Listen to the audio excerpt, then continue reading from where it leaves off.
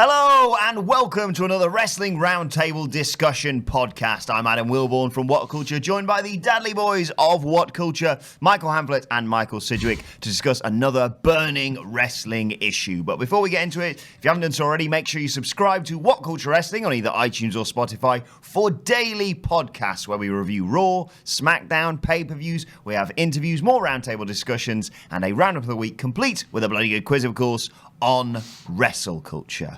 But gents, one question I want to ask you today.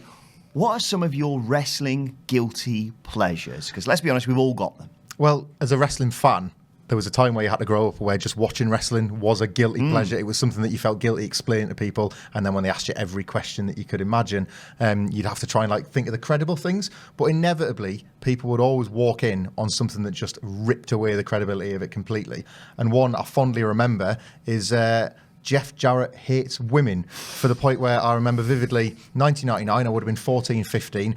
He'd spent about 6 months smashing. You probably hated women then as well, didn't you? Only a little bit. Because it was just a natural because it was what I was told to as a teenager. And my mum walks in and sees Jeff Jarrett smashing Fabulous Moolah, or it might have been Mae Young, or it might have been Deborah. Well, Moolah deserved it. Moolah had it coming, to be fair. There was some karmic balance there, but try explaining that to your mum while this old lady is picking the pieces of balsa wood out of her hair. Big fan of watching it over and over again, and that gif has certainly aged really well. But it's just one that sticks with me as a big Jeff Jarrett fan for wanting to say, oh yeah, he's really cool, that guy. He smashed these guys with a guitar. Oh yeah, he smashed that octogenarian with a guitar. But it holds Beetlejuice with the guitar. Beetlejuice with the guitar. It holds up. That's it. If you go back and watch it now, it does hold up. He looks like a beer bottle. It's magic, man. It's absolutely magic. I interviewed Jeff Jarrett a while back, ahead of him going into the Hall of Fame. And yeah, I said, what's one of the best things of your career? What's some of the highlights? And he genuinely just went, hitting people with a guitar. It is as fun as it looks. Some people will argue that he broke 1 million guitars and never drew a dime, but there was a sellout in my house any time that he had it out. Didn't care. Michael Sidgwick, what's some of your wrestling guilty pleasures? I've got a few here. I'm going to cross them off the list one by one. Don't have to stick to me and switch with Hamflett. First of all, I'm going to go for, and I'm cruel sometimes, I've got quite a dark sense of humour. Love a bit of black comedy, me. My foremost guilty pleasure, when you first asked me this, the first thing that popped into my head was the start of 2012. Zack Ryder gets pushed off the stage whilst in wheelchair. And the best thing about this is it was just so unconscionably cruel, even by WWE's toxic standards. We all know his story. He sought to get over by himself when creative wouldn't give him a chance. He was successful in doing so. WWE belatedly recognised his organic, hard-earned achievement to give him some useless US title win.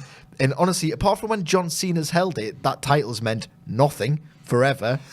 So it's a bit of there you go. Just shut up, Zack. Stop coming into the creative room meetings. You can have this for a month. It was taken off him. And then he was cooked in a storyline also involving John Cena and, is it Eve Torres? Yeah, it was Eve Torres, yeah. And he was basically added injury to insult when Kane, while trying to get John Cena to embrace the hate, I remember it well, pushed Zack Ryder, the only push he ever got, off the stage in a wheelchair. And can you imagine the impact on his coccyx? Because it wasn't like a flat back bump. Kane had injured every other part of his body to the point where he couldn't move to protect himself. Every other bit of his body was injured by this point. So it was it wasn't just humiliating. It wasn't just send such a horrible message to the rest of the locker room. Don't bother getting over. This is what happens to you. And it must have really, really hurt. So I felt I'm a human being. I felt guilty watching it, but I absolutely pissed myself. I think in terms of... We've got Zack Ryder. best wrestling bumps ever, it's right up there for me. Because you think about Mankind getting thrown off that cell, there's a very specific area he can hit. Otherwise... And he nails it. He could die, and he absolutely nails it. If he'd been pushed off that stage and the wheelchair would have, he'd gone first and the wheelchair had come after him, or he'd just sort of gone to the side and it wouldn't have looked that great.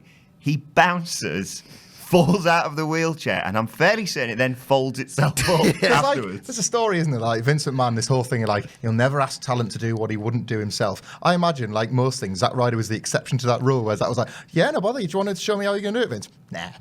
Just didn't give him the half an inch even with that. And they even went, don't worry, get him when pushed that hard. And then they went, push him really hard. Be patter backstage. Be great crack. When you first said Zack Ryder, I legitimately thought, oh, you mean like, The True Long Island Story or whatever it was called. No, the misery. The misery. Top that, Michael Hamflett. Well, I'm going to go with misery as well. Like, people think that now you see, like, Royal Rumbles 2014 and 15, that was like fans turn on the product, turn on wrestlers. It was nothing compared to the brutality that, again, a real-life suffering performer, Brutus Beefcake, suffered. Raw's tapings at the Manhattan Centres were these gorgeous little intimate things in a time when the product was suffering. So Vince McMahon thought, I know, I'll take Raw to a really small venue with a passionate crowd. Mm-hmm. He brought an icon of like a bygone era, basically, Brutus Beefcake back.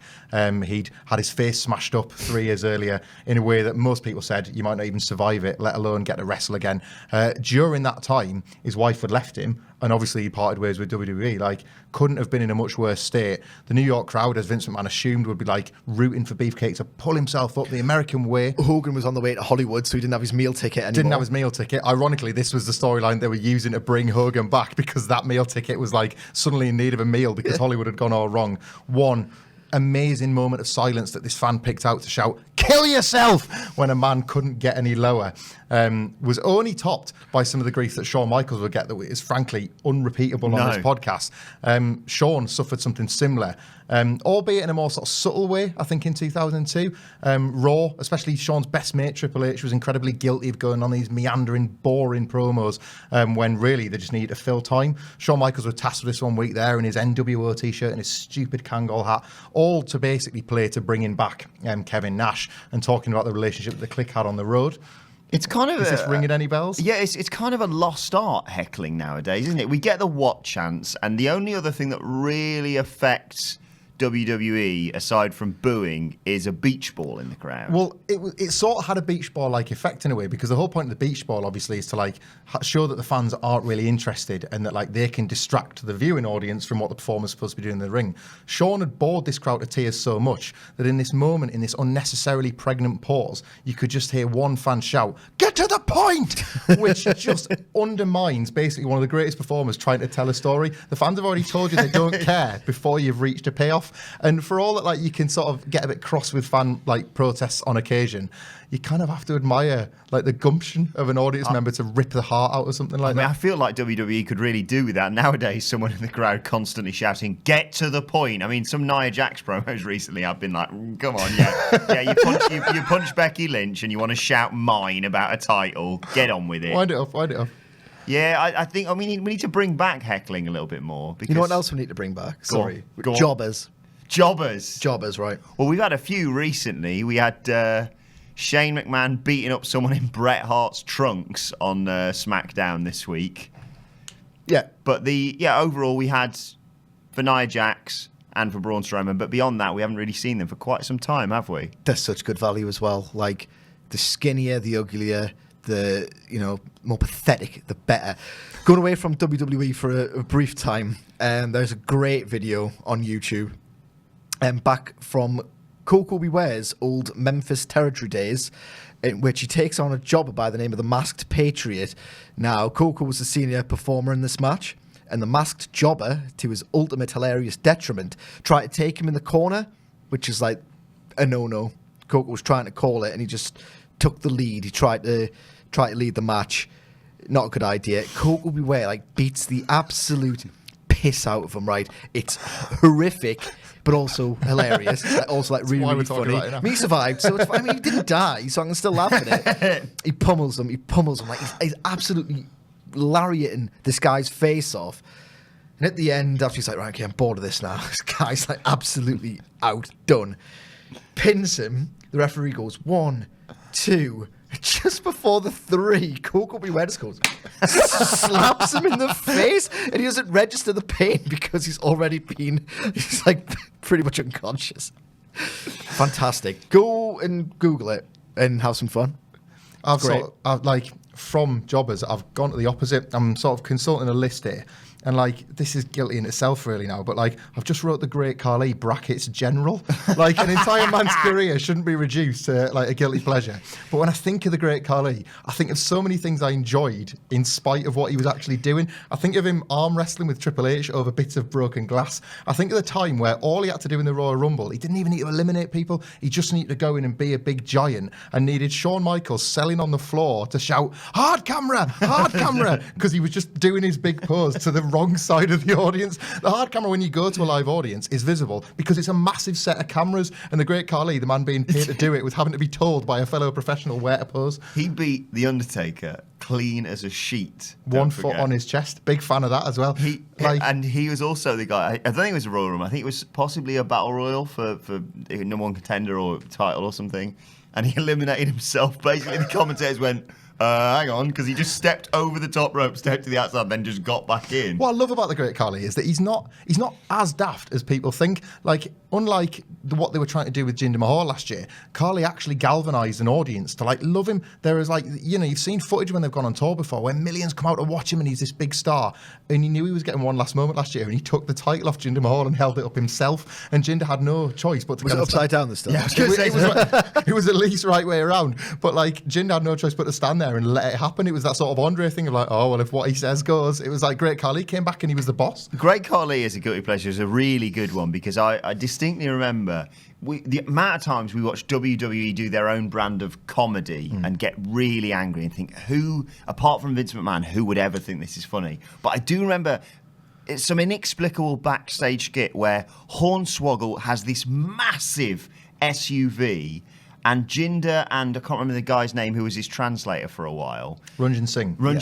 They've got a rental car, and it's like a Mini or something, and he has a little bit of he has a bit of a freak out in it because he sees Hornswoggle. Hornswoggle winds his window down and goes and drives off, and he has a freak, and like the whole car moves. Ranjin Singh's bouncing. It's hilarious. I think Great Khali needs another run. I think one more time around. Let's not go nuts. Hornswoggle's just give me one more, if you'll let me, Sidgwick, from the new generation, which is a period of mine for all my favourite wrestling, so I'm allowed to take the guilty pleasures from it as well. There's a awful Survivor Series match between Jerry Lawler and his King's Court full of little people, because they make Vince McMahon laugh, versus Doink, Dink, Wink and Pink, because rhyming and little people make Vince McMahon laugh. Doink and Dink challenged Jerry Lawler and a little person of his choosing to a chicken fight, like what you get in a swimming pool. So Dink clambers up onto Doink's shoulders, he's giving it all the fists and that. Lawler, in just this wonderful moment of physical comedy, drags one of his guys out from the ring and gets on his shoulders, ready to deck Dink. And the two of them just have this pratfall forward, and then Lawler kicks the guy in the arse because he's annoyed that his plan didn't work. All on that poor guy's fault. I love it. I don't know if that was something like Vince McMahon pitched because he was going to be ringside for it and wanted to say it for himself, or Lawler just thought, I've got these amazing spots that always work in Memphis, let me do this in the biggest wrestling company in the world. I did this for a list a while back, and I rewatched that clip, and it's amazing. It's worth, holds up. It is worth the $9.99 for the network just for that clip. Outstanding. Michael Sidgwick, what's another one of your guilty pleasures? Right, I've been quite cruel so far. Which is out of character. I'm an empathetic man, honestly, I am. So I'll go a little bit light, like an actual guilty pleasure, not something that depicts me as a sociopath. People will hate this. The Faction X Factor's theme tune was outstanding. The Uncle Cracker song. Will you sing it? Because I can't sing. So you're dealing with it. Do the harmony. Why you sing? Can we be just incredible? While you do this, please? Yeah. So if people aren't aware, the theme starts. I played it in the office earlier for some of our non-wrestling fans and made them guess what they thought came next. They guessed Limp Bizkit. They did not guess Uncle Cracker to follow. You dealing with the X Factor? I know I've been somewhere and I don't go back there. Just Incredible does this in like the Titantron. Looking like the biggest douche. What I love about that is but it's good heat. He's come from that like indie circuit where the whole thing would have been like, get my shit in. And he says, I've got to get my pose in. They won't let me do the tombstone anymore.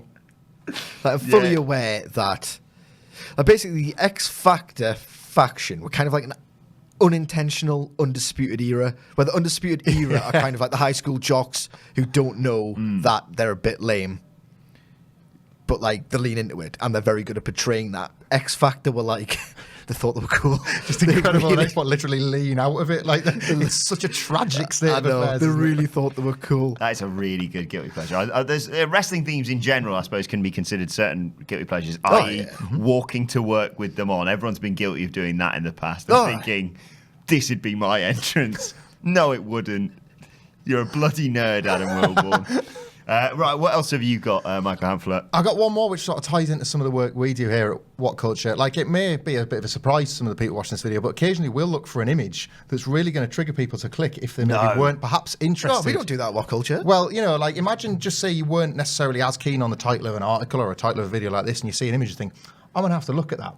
WWE cracked this formula as early as 1991 because they had a storyline that was offending so many people it chased thousands of people out of even bothering attending a WrestleMania. Sergeant Slaughter, I thought it was security concerns. Well, so they'll tell you. Sergeant Slaughter getting in league with Saddam Hussein and his Saddam Hussein lookalike manager, General Adnan, lads.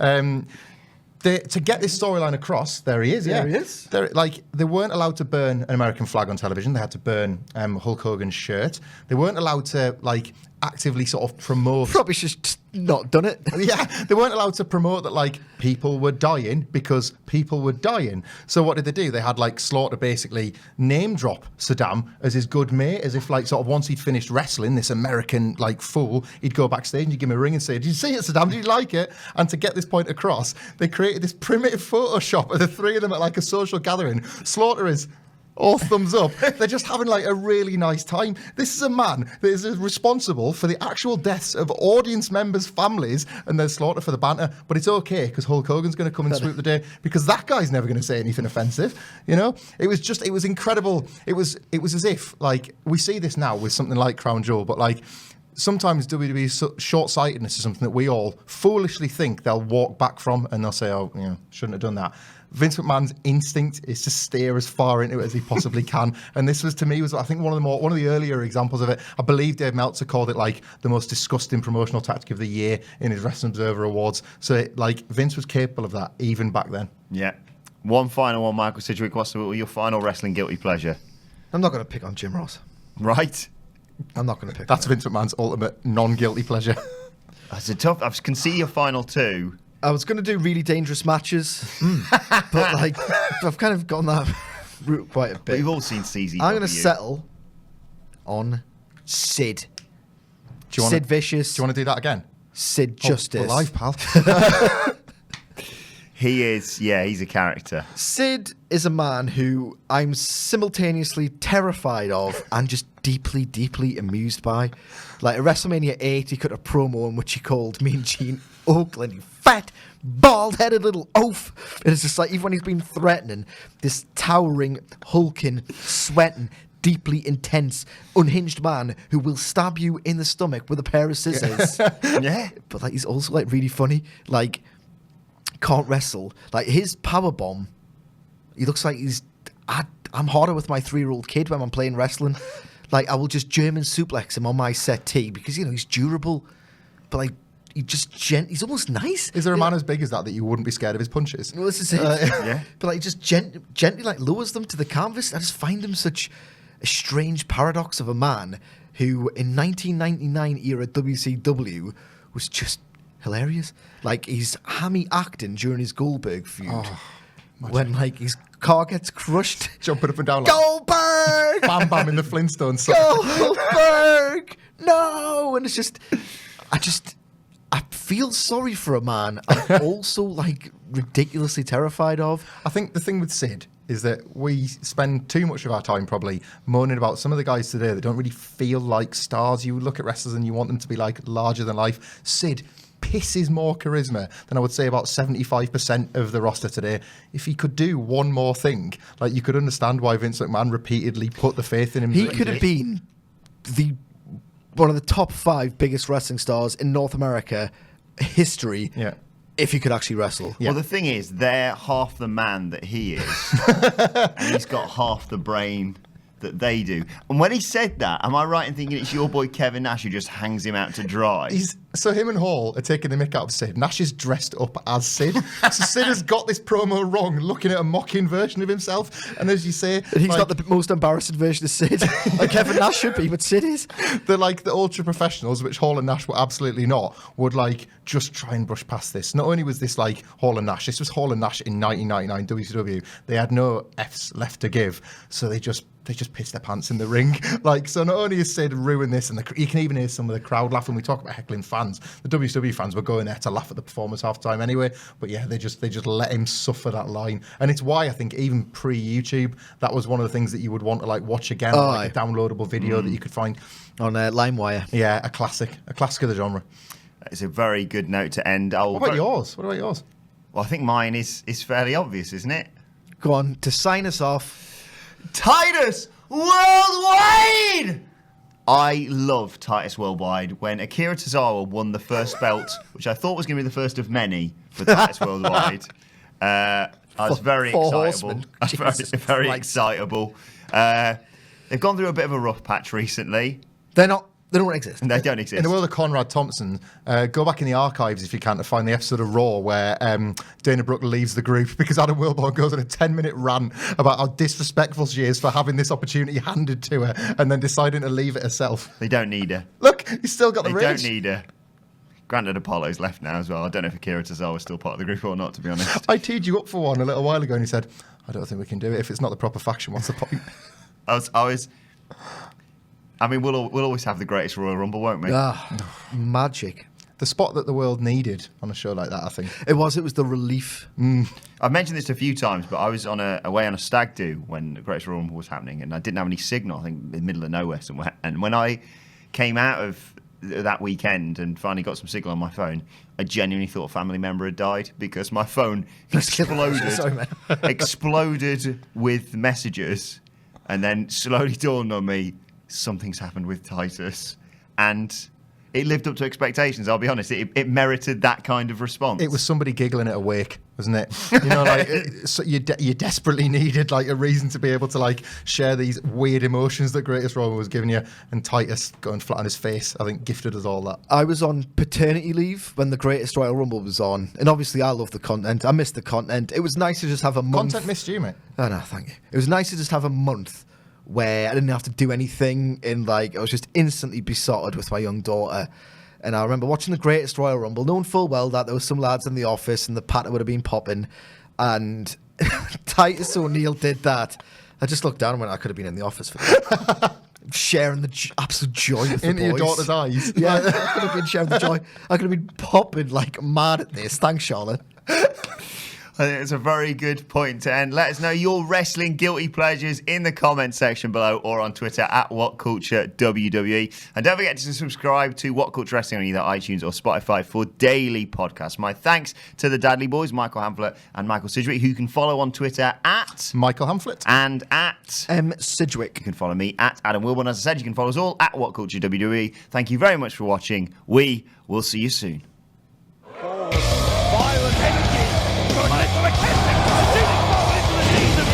Cleo in the elbow. The kamikaze